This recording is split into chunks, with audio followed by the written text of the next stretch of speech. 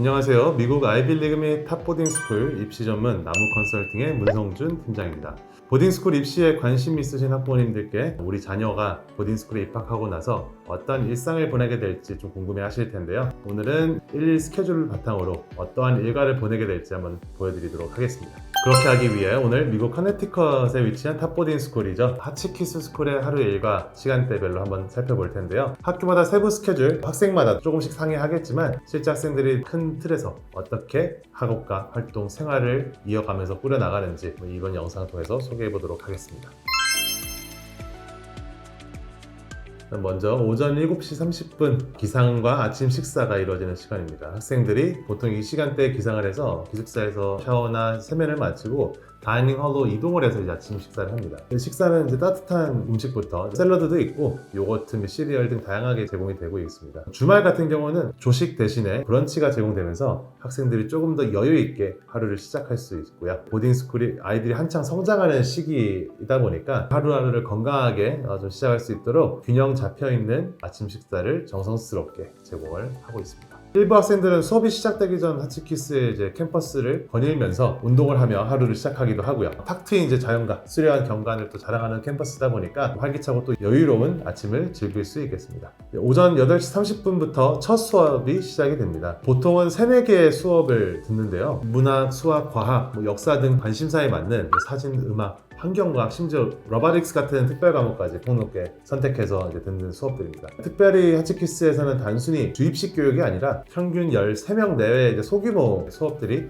토론 및 참여 중심으로 진행이 되고요. 공학이나 디자인 학습을 듣는 학생들 같은 경우는 EFX 랩이라든지 스튜디오가 마련이 되어 있어서 본인의 창의적인 아이디어를 좀 실제로 구현을 해보고 하는 프로젝트 기반 학습이 진행됩니다. 그래서 제가 예전에 실제로 입시 관리를 했었던 하치키스 학생 같은 경우는 MIT Think라고 하는 아이디어 발명대회 이런 것들도 같이 지도해서 참여를 했던 기억이 납니다. 각 수업 사이에는 5분씩 짧은 쉬는 시간이 주어지고요. 학생들이 이동하거나 다음 수업을 준비할 수 있도록 구성이 되어 있겠고, 특히 2교시, 3교시 사이에는 요일에 따라서 전교생 모임이나 스몰 그룹 모임들, 채플 등등의 공동체 활동이 포함이 되어 있습니다. 학생들이 학업 중간에 공동체 구성원으로서의 소속감을 느껴질 수 있는 것들도 안배가 되어 있습니다. 오후 12시부터는 점심 식사를 하게 되는데요. 오전에 아침 식사를 했던 그 똑같은 다이닝홀에 모여서 이제 친구들과 식사를 하고 또 교류를 하는 모습을 많이 보여주는 시간입니다. 식사 시간 다소 유동적이죠. 왜냐면은 클럽 미팅이 있는 학생들도 있을 수 있고 뒤늦게 이제 시험을 마무리하고 나오는 친구들도 있을 수 있고 하다 보니 오전 11시 25분부터 오후 1시 30분까지 운영하는 카페테리아에서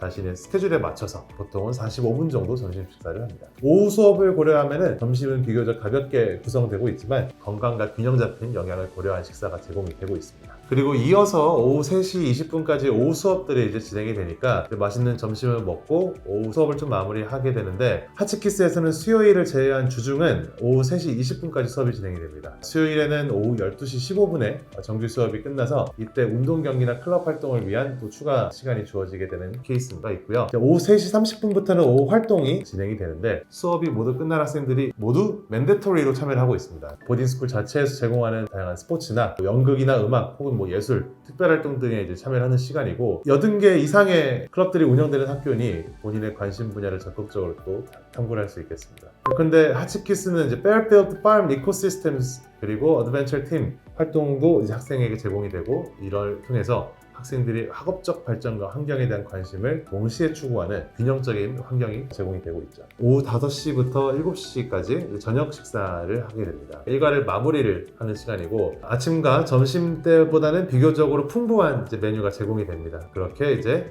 식사를 마무리를 하게 되고, 오후 8시부터 10시까지는 이제 스터디 아워가 진행이 됩니다. 기숙사에서 본인들이 이제 스스로 공부를 하는 시간인데요. 학생들이 이때를 이용해서 과제를 하거나 시험을 또 준비를 하고 필요시 교사들과 미팅을 할 수 있는 시간입니다. 그리고 하치키스에서는 이제 프랩스, 그러니까 1학년과 로얼 미드 2학년 이 시간에 의무적인 스터디 아워에 참여를 해야 되니까 기숙사 또는 지정된 공용 공간에서만 조용히 공부를 할 수 있습니다. upper mid 3학년 그리고 seniors 4학년들은 공식적인 스터디 아워는 없는데 자율적으로 학습할 수 있는 환경이 좀 제공이 되죠. 이처럼 보딩스쿨에서는 학년이 좀 올라갈수록 학생들에게 더 많은 자율성이 좀 부여가 되고 시간 관리와 학습을 스스로 책임할 수 있도록 커리큘럼이 구성되어 있습니다. 오후 10시는 이제 체크인을 해야 되는 시간이고 오후 11시는 소득 및 전자기기가 사용 종료가 되는 시간입니다. 일요일부터 금요일까지는 모든 학생들이 밤 10시까지 무조건 dorm 헤드에게 체크인을 해야 되고요. 캠퍼스 내 다른 공간, 뭐 예를 들어 라이브러리에서 공부를 하고 있던 upper mids나 seniors,도 이 시간대는 기숙사로 돌아와야 됩니다. 뭐 토요일 같은 경우는 야간 활동을 고려해서 오후 11시에는 체크인을 해야 되고 이 시간 이후부터는 이제 취침을 위한 준비가 시작이 됩니다.